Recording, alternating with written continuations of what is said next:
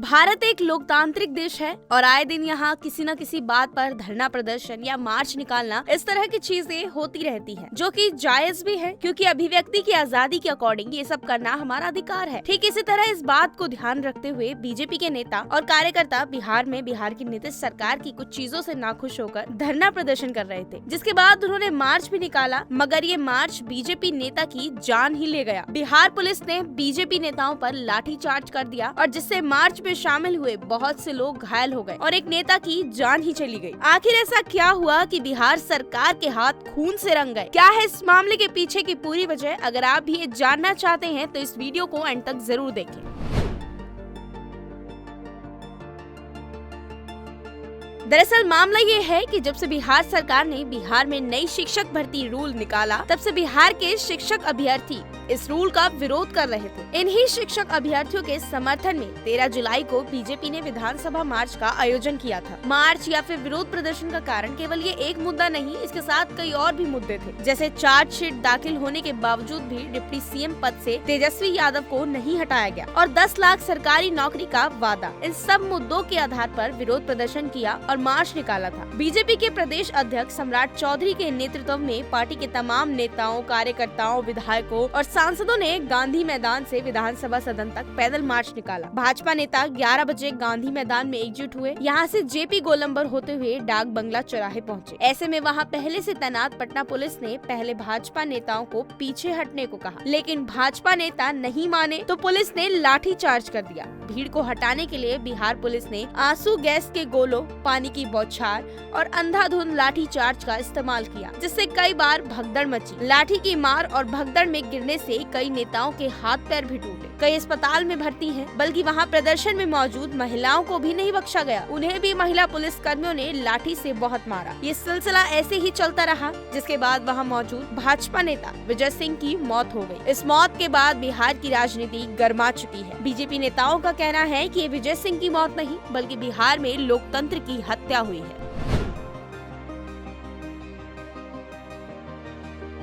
जहानाबाद में रहने वाले भाजपा नेता विजय सिंह की मौत की खबर जब उनके घर पहुंची तो वहां कोहराम मच गया। विजय सिंह के साथ रहे भाजपा नेता उनके जिंदा रहते भी साथ थे और मौत के बाद भी। पोस्टमार्टम कराने पहुंचे तब तक घर पर खबर कर दी गई। भाजपा के कई वरिष्ठ नेता विजय सिंह के परिजनों को ढांढस बंधाने पहुंच गए, लेकिन सरकार ने इस मौत की पुष्टि करने में घंटों गुजार दिए। मीडिया के लगातार सवालों के बाद जिला प्रशासन और पुलिस ने 2 लाइन की संदेशबद्ध जानकारी तब दी जब मौत हो चुकी थी। संदेशबद्ध कैसे, यह उनकी ओर से दी सूचना को देखकर समझे। जहानाबाद के एक व्यक्ति श्री विजय सिंह छज्जू बाग में सड़क किनारे अचेत अवस्था में पाए गए थे। शरीर पर कोई चोट का निशान नहीं है। उन्हें पीएमसीएच में भर्ती कराया गया है। विस्तृत विवरण प्राप्त किया जा रहा है।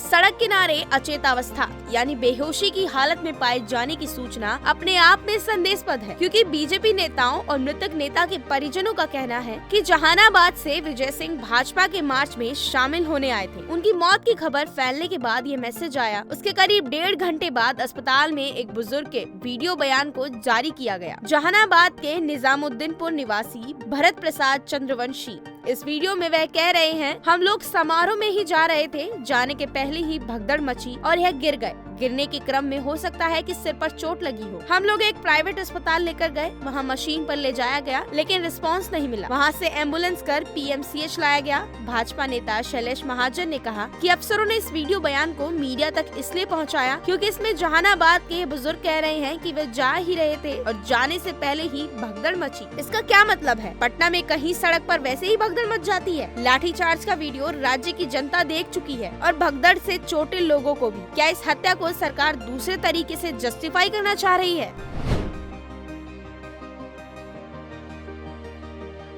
अब हम आपको बताएंगे कि आखिर देश का संविधान क्या कहता है। भारतीय संविधान में देश के प्रत्येक नागरिक को शांतिपूर्ण प्रदर्शन करने की अनुमति दी गई है। संविधान के अनुच्छेद 19(1)(ब) के अनुसार देश के सभी नागरिक राजनीतिक पार्टियों को एक जगह एकत्रित होकर विरोध जताने का अधिकार है। हालांकि विरोध जताने के दौरान प्रदर्शनकारियों के हाथ में किसी तरह का कोई हथियार नहीं होना चाहिए। वहीं सीआरपीसी 1973 और आईपीसी 1860 और पुलिस अधिनियम 1861 के तहत किसी आंदोलन, विरोध प्रदर्शन प्रदर्शन और गैर कानूनी सभाओं को संभालने का अधिकार पुलिस को दिया गया है। CRPC की धारा 129 और 130 में पुलिस को कई अधिकार दिए गए हैं। इसके अनुसार प्रदर्शनकारियों को तितर बितर करने के लिए किस तरह का बल का प्रयोग किया जाए, इसके लिए भी जानकारी दी गई है। धारा 129 में यह भी कहा गया है कि अगर जरूरत पड़े तो पुलिस प्रदर्शन में शामिल लोगों को गिरफ्तार कर सकती है। इसके अलावा कानून के अनुसार सजा भी दे सकती है। इसके साथ ये भी बताया गया है कि पुलिस को इस बात का ध्यान रखना है कि वे प्रदर्शनकारियों पर उतने ही बल का प्रयोग करे जिससे उन्हें हटाया जा सके, गिरफ्तार किया जा सके। धारा 130 में कम से कम बल का प्रयोग करने की बात विशेष रूप से कही गई है। भीड़ हटाने के लिए पुलिस अपील कर सकती है। अगर बार बार अपील करने के बाद भी भीड़ नहीं हटती है तो उस पर हल्के बल का प्रयोग कर सकती है। मगर बिहार में तो कुछ अलग ही हुआ। बल का प्रयोग इस हद तक किया गया कि किसी की जान ही ले ली गई। इस पूरी घटना के बाद बिहार प्रशासन पर शक पैदा होता है, क्योंकि एक तो उन्होंने बीजेपी नेता विजय सिंह की मौत की पुष्टि की खबर कई घंटे बाद की। इसमें भी पहले कहा गया कि वे अचेत मिले थे, फिर एक बयान जारी हुआ कि भगदड़ में गिरे, अंत में कहा गया वहाँ कोई पुलिस बल नहीं था। भाजपा के पूर्व मंत्री शाहनवाज हुसैन ने कहा कि लाठीचार्ज अन्याय है, लोकतंत्र की हत्या की जा रही है। हम लोग शांतिपूर्ण तरीके से आगे बढ़ रहे थे, इतने में पुलिसकर्मी लाठी बरसाने लगे। भाजपा के आंदोलन से बिहार सरकार डर गई है।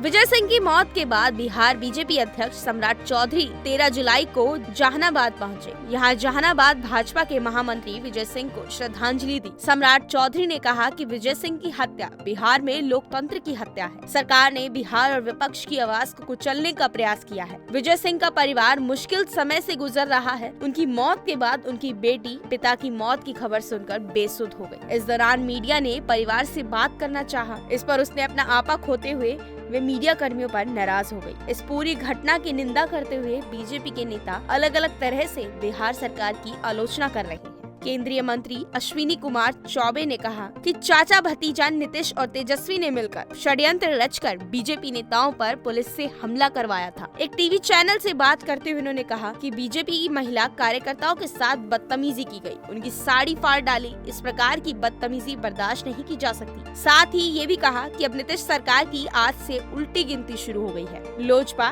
रामविलास के प्रमुख और जमुई के सांसद चिराग पासवान ने पुलिस लाठी चार्ज की निंदा करते हुए उसे तानाशाही रवैया बताया। चिराग पासवान ने कहा कि सत्ता के अहंकार में चूर मुख्यमंत्री जी की पुलिस ने बिहारियों के हक और अधिकार के लिए लड़ रहे भाजपा के निहत्थे कार्यकर्ताओं की जान ले ली। अब बताएं ना नीतीश कुमार जी, इन कार्यकर्ताओं का क्या कसूर है? या बिहार में अघोषित आपातकाल नहीं है तो और क्या है? सूत्रों के अनुसार गिरिराज सिंह ने तो ये भी कह दिया कि नीतीश कुमार जी ममता दीदी की राह पर चल पड़े हैं। लोकतांत्रिक तरीके से विरोध कर रहे भाजपा कार्यकर्ताओं पर बर्बर हमले से हुई मौत के लिए सीधे तौर पर नीतीश कुमार जिम्मेदार है। खबरों के अनुसार सरकार के गुस्से का पता पुलिस के लाठीचार्ज में नजर आया, क्योंकि सरकार और विपक्ष के सत्ता संघर्ष में करीब 14 पत्रकारों को चोटें आई। इलेक्ट्रॉनिक मीडिया के कई पत्रकार के सिर पर लाठियां चलाई गयी। कई पत्रकारों को वोटर कैनन से भी हल्की चोट आई। इस घटना के विरोध में 14 जुलाई को भाजपा ने काला दिवस मनाया। साथ ही नीतीश कुमार और तेजस्वी यादव का पुतला भी जलाया गया। दिवंगत साथी को श्रद्धांजलि अर्पित भी की।